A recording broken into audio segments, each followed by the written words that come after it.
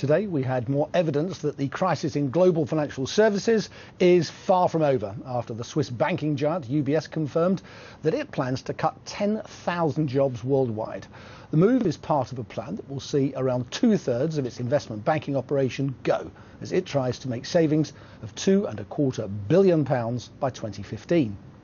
UBS has not said how many of its 6,500 staff here in London will lose their jobs, but around 100 of its city workers have already been sent home on full pay. Today's announcement came as the bank reported a net loss of almost £1.5 billion for the 3 months to the end of September. Meanwhile, the case of former UBS trader Kweku Adebole is continuing in a London court. He's alleged to have cost the bank £1.4 billion after a series of rogue trades. Well, I'm joined here in the Gherkin by Chris Roebuck. He's visiting professor at Cass Business School here in London. Nice to see you again, Chris. Thanks for joining us. Now, you used to work for UBS. Indeed. Are you surprised at the mess the bank has got itself into? I'm quite shocked at the degree to which it's got into a position where there seemed to be one storm after another hitting the bank to some degree.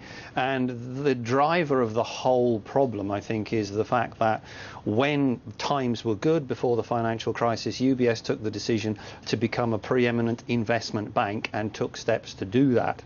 And what subsequently happened is when the market collapsed, as it had just moved into that market, it got hit quite significantly. Certainly the changes you're seeing today are reflected actually in organisations everywhere, not just banks.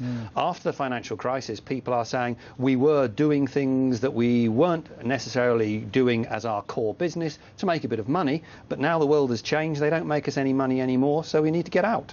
Now, UBS is not yet splitting out where the axe will fall, but just over there by Liverpool Street Station is the big UBS HQ, 6,500 workers in London. How many of those do you think are in jeopardy?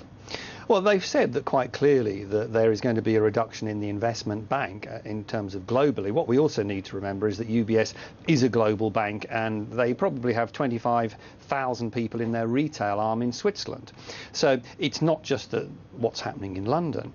The investment bank also has a significant presence out in the USA, so they are likely to feel some pain as well. But it's a commercial decision to say actually investment banking is not our critical aim in the future. We want to concentrate on traditionally what we've been good at, which is private banking, and maybe move the investment bank to more of a service arm for some of our retail and private banking clients. And for example, that's what HSBC Investment Bank does.